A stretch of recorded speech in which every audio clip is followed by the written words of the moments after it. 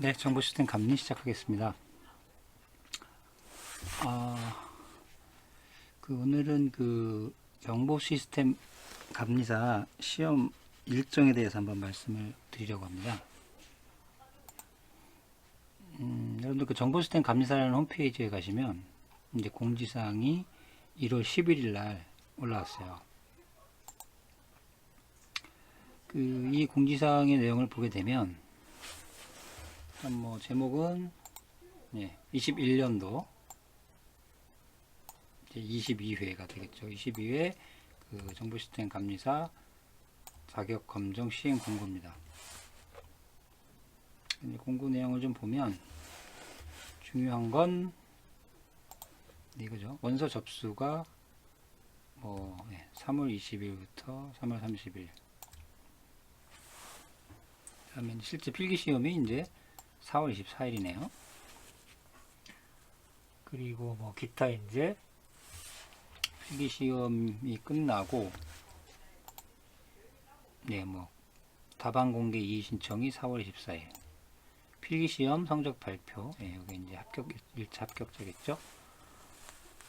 요거 이제 발표 나고 경력 증빙 서류 다 제출하고요.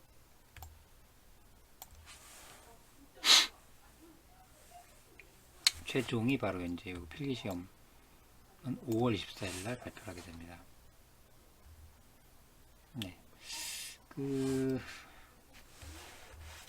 여러분들이 아시겠지만 좀 당겨졌어요, 일정이. 과거 년도에 비해서 상당히 좀 당겨졌는데, 아마 이유는 제가 기존에 나왔던 얘기를 좀 종합해 보자면, 이게 감리사 시험 보고 이렇게 해서 이제 최종 합격자 발표하고, 그다음에 이제 나중에 교육받고 수석 감리원증까지 이제 받게 되면 거의 10월 말 이 정도 됐다는 거죠. 그래서 이 감리 법인들이 이제 사실은 하반기에 되게 바쁩니다.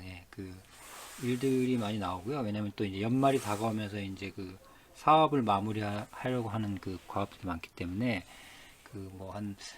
이제 9, 10, 11, 12가 상당히 이제 바쁜 기간인데, 이게 10월 이후에 이 감리사를 이제 배출해서 수석감리원들이 나오게 되면은 그때 11월에 입사하고, 그럼 또 이제 처음 들어섰으니까 사실 이제 실제 일들을 잘 할 수가 없죠. 그래서 한두 달은. 그래서 아마도 이제 그런 문제들 때문에 이렇게 일찍 시험을 봐서 이제 5월 벌써 이제 5월에 발표를 하면요, 모르겠습니다. 한 6개월이나 7월달에 이제 교육하겠죠. 교육해서 이때는 벌써 이제 교육받고 이제 수석감리원증을 받아서 이때쯤 이제 감리법인이 혹시 취업을 하시게 되면 그죠, 8월부터는 바로 이제 투입이 되고 어느 정도 한두 달 정도 적응을 하신 다음에 이제 감리가 바쁜 이제 한 10월부터 일을 할 수 있게끔 하자는 취지에서 이렇게 한 것 같아요. 구체적인 속 내용은 모르겠지만, 그래서 아마 올해 이제 준비를 사실 하셨던 분들은 약간 그죠? 좀 당황하실 수 있어 보입니다. 왜냐면 어느 기간을 관연도의 기준을 잡고 이제 시작을 하셨을 텐데, 좀 이제 빨리 일정이 나오는 바람에 좀 이제 준비하시는데 좀 혼란이 있을 수 있을 것 같습니다. 그리고 그래서 여러분들 준비를 잘 하셔서 올해 준비하시는 분들은 꼭 감리사를 이제 따시길 바라고요. 여러분들 아시겠지만 기본적으로 저희가 이제 이 정보시스템 감리사라는 게 어느 위치인가 보시면, 이 감리를 할 수 있는 자격이 있습니다. 감리를 할 수 있는 자격. 이 감리를 할 수 있는 자격은 원래 이제 두 가지가 있죠. 수석 감리원이라는 자격을 있고요. 그 다음에 그냥 감리원이 있는 거죠. 그래서 이게 또 헷갈려 하시는 분도 있어요. 이게 감리를 할 수 있는 거는 저희가 다른 감리사나 기술사 자격증이 있어야 하는 게 아니고요. 수석 감리원증과 감리원증이 있어야지 감리를 할 수 있습니다. 그래서 여러분들 현장에서 이제 수석 감리원하고 감리원이 있어야 할 수 있고요. 이게 없는 분들은 보통 저희가 이제 뭐라고 하죠? 그러죠. 뭐 있는 분도 있겠지만 없는 분들은 이제 전문가라는 분야로 해서 참여를 하시죠. 여기에 이제 교수님들이라든가 혹은 특정 기술에 진짜 전문가이신 분들 이런 분들이 참여를 하게 되죠. 기본적으로 이제 수석 감염증이 있어야 되고요. 그러면 이 수석 감염이 되려면 어떻게 되냐? 그게 바로 두 가지 방법이 있는 거죠. 그래서 소위 말해 지금 설명드린 이제 정보 시스템 감리사, 이 감리사를 취득하게 되면 바로 수석 감염증을 주는 건 아니고요. 아까도 말씀드린 교육이라는 걸 또 합니다. 교육. 감리사 자격증을 딴 후에 이제 어느 정도 교육을 이수를 하게 되면 2주일 겁니다. 2주. 1주, 2주. 이렇게 해서 교육을 이수하게 되면 여기서 이제 수석 감염증을 주는 거죠. 네, 이런 방법이 있고 또 하나는 여러분들 기술사라는 걸 따면 되죠. 그래서 뭐 정보관리라든가 요새 조직응용 이런 이제 기술사를 따시고 이것도 마찬가지로 교육을 받으셔야 됩니다. 근데 아마 이건 2주가 아니고요. 아마 1주로 알고 있어요. 이렇게 1주를 받고 교육을 받고 하시면 수석 감염증을 줍니다. 물론 아시겠지만 이 교육은 뭐 무료가 아니고요. 여러분들 돈을 내셔야 돼요. 돈을 내셔야 되고 아마 비용이 정확히는 모르겠습니다. 저도 한번 190, 200인지 정확히 모르겠지만 이제 비용이 좀 들어가고요. 그래서 이렇게 해서 받으시면 수석 감염증을 여러분들 따시면 그때부터는 감리를 할 수 있는, 그러니까 감리사나 기술사가 있다고 해서 감리를 할 수 있는 건 아닙니다, 여러분들. 약간 오해하시는 분들이 계신데요. 이제 수석 감염증을 취득해야만,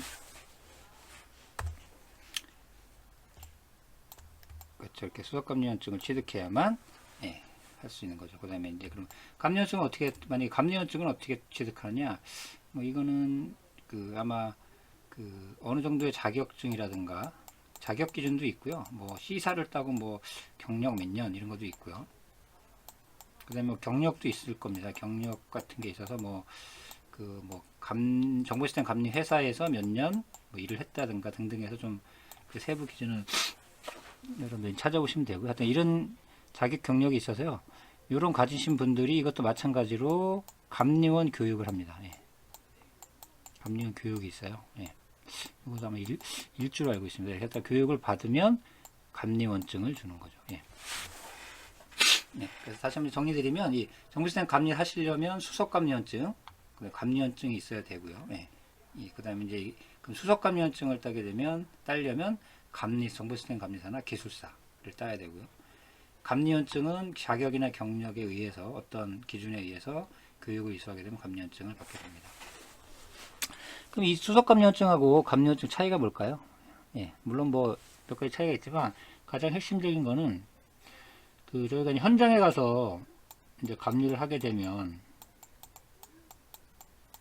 뭐 한 명이 하는 게 아니라 여러분들이 가게 되죠. 그러니까 그 현장에는 당연히 저희가 SI 파업하면 PM 있듯이 이 현장 감리에서도 그 감리를 총괄하는 분이 있어야겠죠. 그래서 이를 이제 저희가 보통 PM이라고 안 하고요. 이 감리는 이 총괄 감리원이라고 말합니다.